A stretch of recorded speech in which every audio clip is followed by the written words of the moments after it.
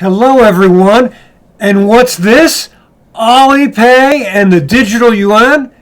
Do you really think that the digital yuan is going to kill Alipay? No way, no how. Let's talk about why. Hi, my name is Rich. For those of you who don't know me, I wrote a book called Cashless, and I am fascinated by China's central bank digital currency, the digital yuan.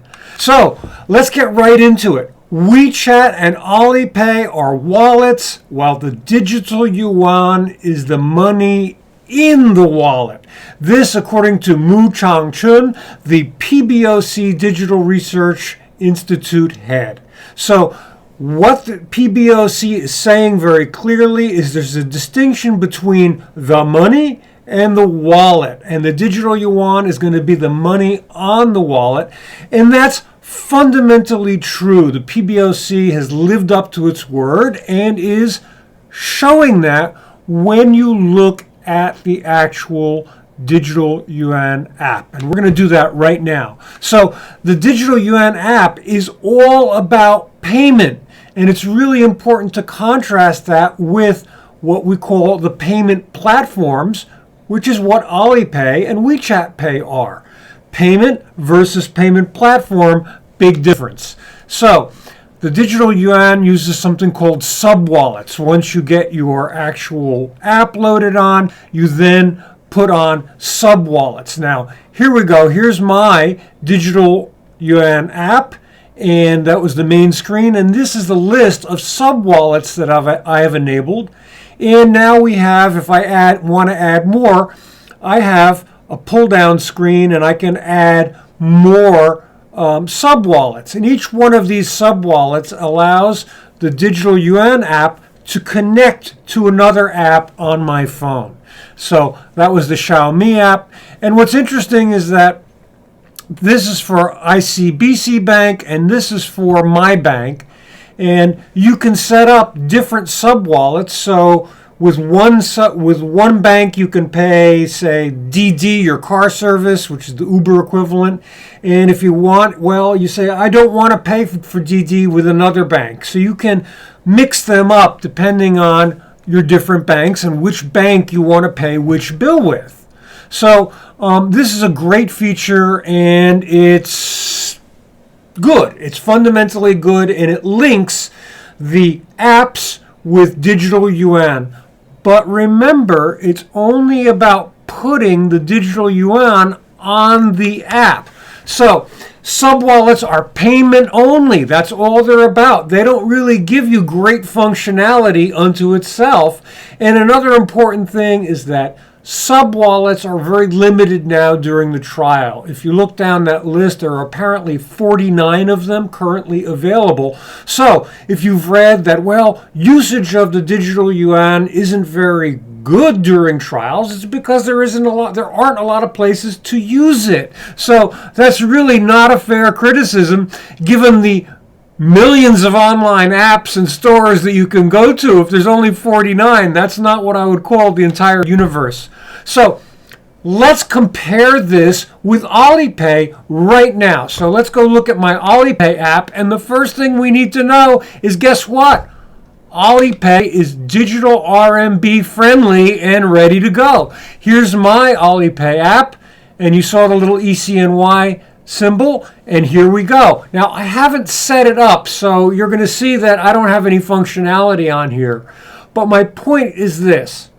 First and foremost is that Alipay is ready to go with e-CNY. All right, so digital yuan and Alipay are fine. They're working with one another. Now, I want you to look closely to the next couple of screens. I'm going to take you away from the payment part, but into the App Center. And these are the mini programs. And this one, I'm doing a few of these very quickly. That was my phone top up. The other one was my utility payments. I didn't want to give you too much information, so they went quickly. But if you look at all of the uses that are available here. Plus, I haven't even gone to search for different apps. That's just sort of the stock or standard that's available. The point is that Alipay is a payment platform. It has this 360-degree utility to help you. It's saying, look, I can do all of these different things for you, and that's the fundamental difference between a platform like Alipay and a payment app like e-CNY or a digital yuan app. That just pays stuff, and that's very good and very useful, but it's not a lifestyle platform. So big difference between the two. And here's the kicker. Alipay is symbiotic with the digital yuan, and let me explain why. So many are thinking, oh, well, digital yuan is going to kill Alipay. No way, no how, and here's why. The digital yuan needs all of these mini programs. It needs all of these different ways to spend money. It won't be immediately available on every digital platform or every digital nook and cranny of people's lives, but Alipay is already there, or in many of them. So the digital yuan, for good adoption, needs to stand on the shoulders or work with Alipay. So they are symbiotic. The digital yuan needs Alipay, and that's why it's already on the app. And you say to yourself, well, what is Alipay going to get out of this?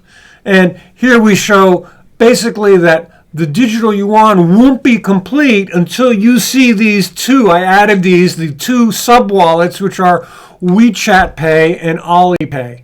So digital yuan is going to get more users out of it. That's clear, and it's very clear what's in it for the digital yuan. What's in it for Alipay? The important thing to understand is that there's a lot more digital payment out there than is already done by the payment platforms WeChat Pay and Alipay. It's not zero sum. It's not about one pie and digital yuan taking from that pie, a piece of that pie. It's about the pie becoming bigger. Here's how. So when we look at the existing payment platforms or the way that life works now in China, we receive money from our employer into our bank through direct deposit, much like you do. But we take fiat bank money and we convert it to digital and we spend it on WeChat Pay and Alipay.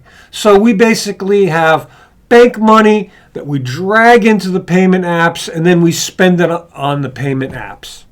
And some of that money gets dragged and some of it doesn't. Some of it stays behind in the bank. And we're looking at a new world with CBDC, with digital yuan, where people are going to actually receive salaries paid in digital yuan. They're going to spend that digital, which means they're going to have more digital money, and they will increase the amount of digital payment they're going to make on WeChat Pay and Alipay, the payment platforms, and then what money remains may be again digitally pushed into the bank for savings. But the point is, we've sort of changed the direction of flow. Now we get bank money and we have to go into the digital world with it. We're going to get all digital money, and most of that money will stay in the digital world, except for that gets pushed back into the bank as savings. So Alipay is going to get access to a bigger digital pie. It is not a zero-sum game where we just have the same amount and the digital yuan takes from that one amount, all right? And we also have to look outside of the cities. There's going to be another big change coming. Now we look at 92% of urban users using mobile payment.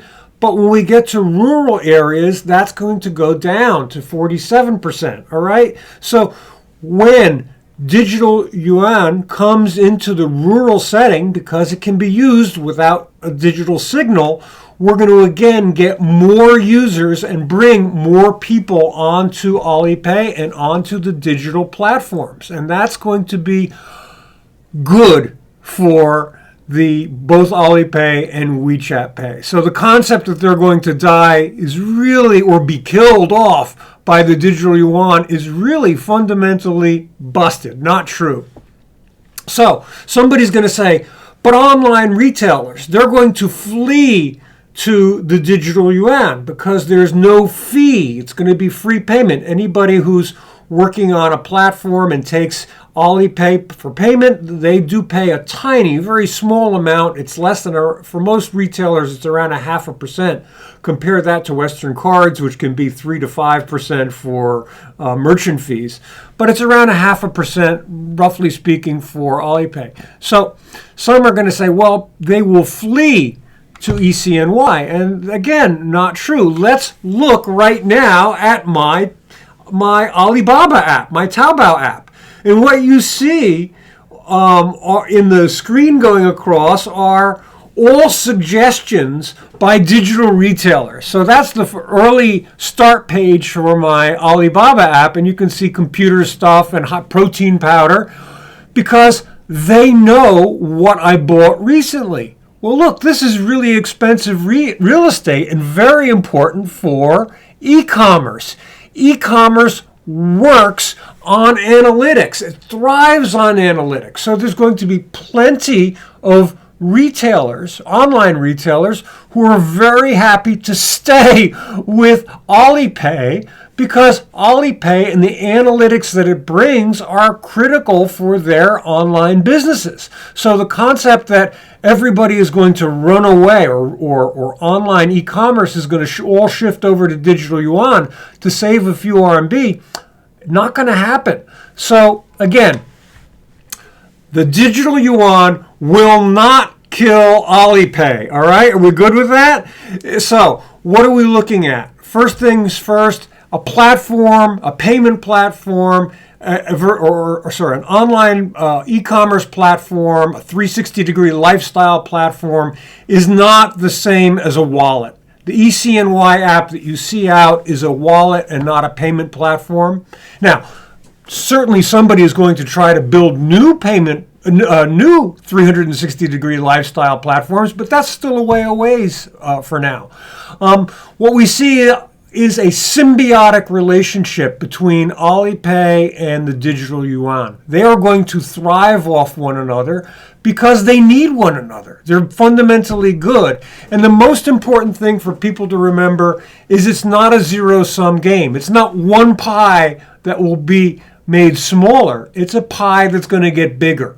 So I think we've busted the myth that the digital yuan is going to kill Alipay. Now, I felt really compelled to make this video because I hear this question so frequently. So I wanted to show you the difference between the digital yuan app and, of course, looking at Alipay and Taobao to see what's there so that you can see how different they are and why they're going to work together. I hope that was fun. Thanks for listening. And yes, one last slide. There's my book. If you enjoyed this talk about China's digital yuan, take a look at Cashless.